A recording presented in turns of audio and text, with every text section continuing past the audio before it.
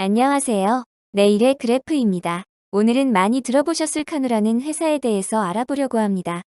요즘 전기차 브랜드가 정말 많은 것 같습니다. 이미 우리에겐 테슬라가 있고 기존 OEM 회사들도 전기차로 전환을 하고 있는데 굳이 또 다른 브랜드가 필요할까? 처음 카누를 봤을 때 이런 생각을 했던 것 같습니다. 그런데 다른 회사들에서는 찾아볼 수 없는 매력이 카누에 있어 보여서 다시 한번 살펴보게 되었습니다. 몇 달 전 자료이기는 하지만 합병과 관련된 발표에서 진행된 발표 내용도 한번 들어보았습니다. 카누와 인수를 완료한 헤네시 캐피탈은 초기에 190개의 인수 대상을 살펴보았고 이 중 진지한 검토를 거쳐 최종적으로 카누를 선택했다고 합니다.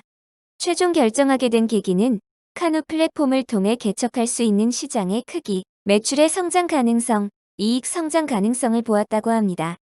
헤네시에서 직접 디디도 했고 업계의 전문가들, 소비자들의 선호도, 운전자들의 수요 등 종합적인 검토를 한 것으로 보입니다.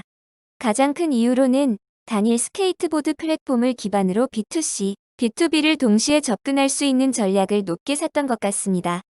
헤네시에서 검토하기로는 카누가 그 어떤 검토 회사들보다 상업적으로 성공할 가능성이 높다고 보았다고 합니다.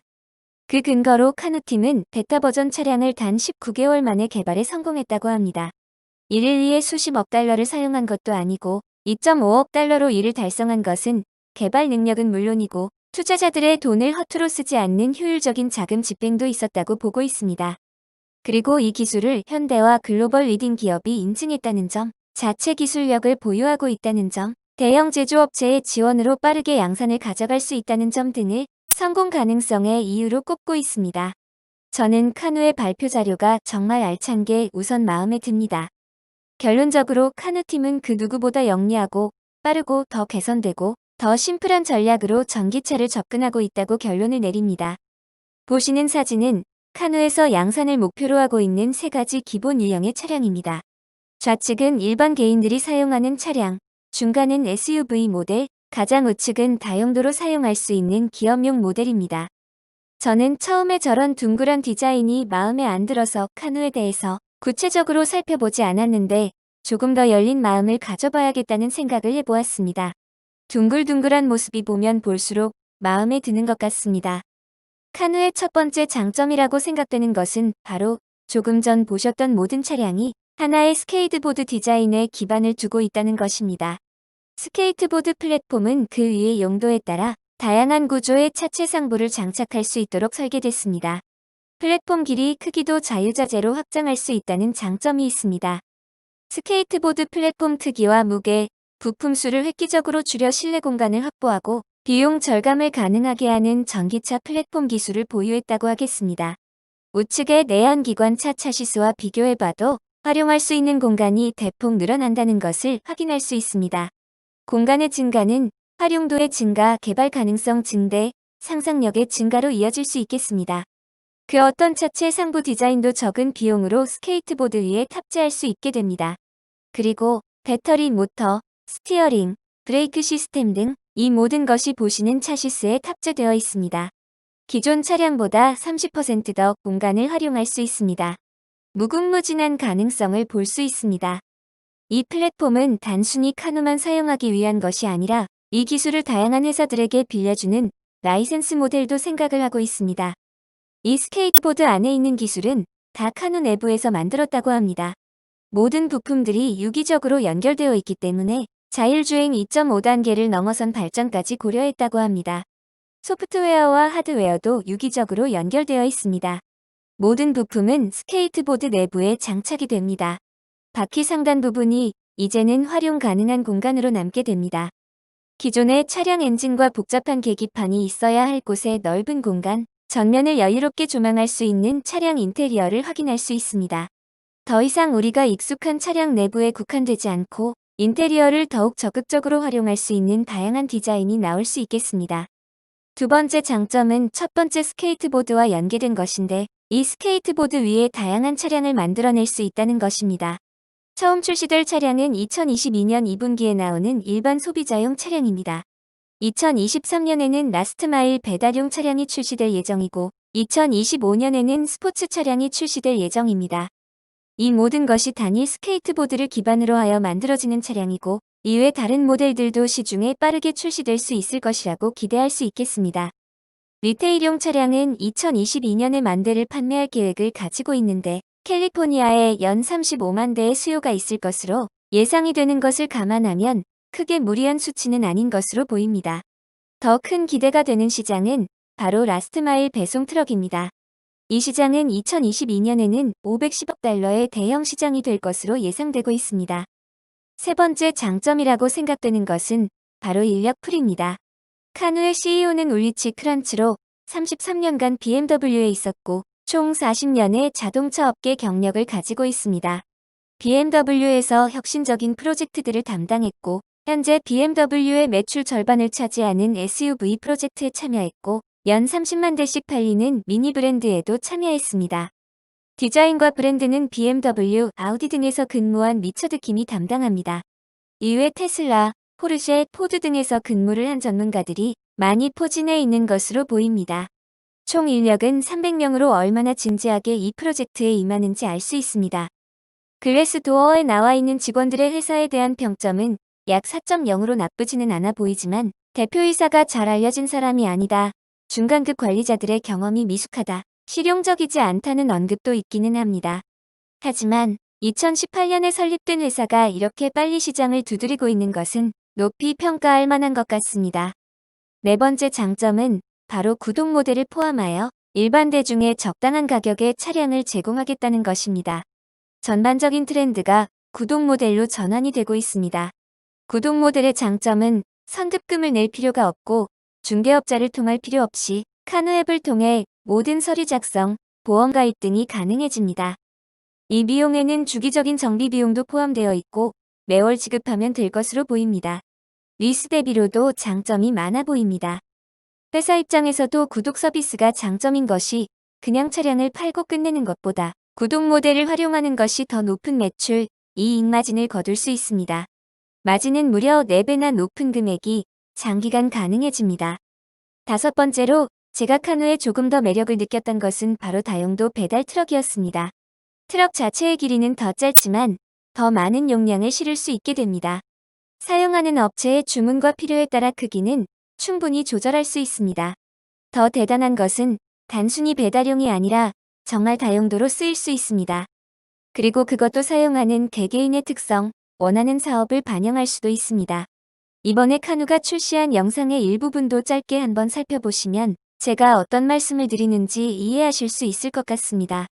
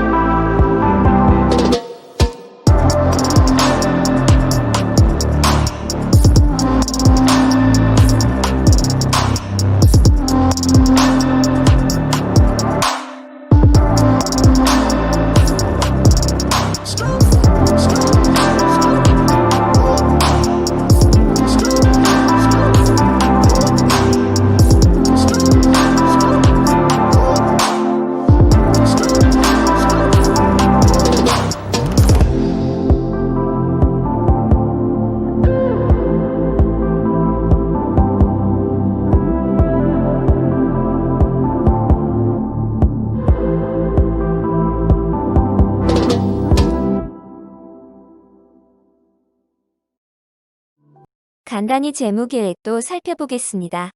컨슈머 차량은 2022년 만 대를 시작으로 2025년 5만 대를 상정해놓고 있습니다.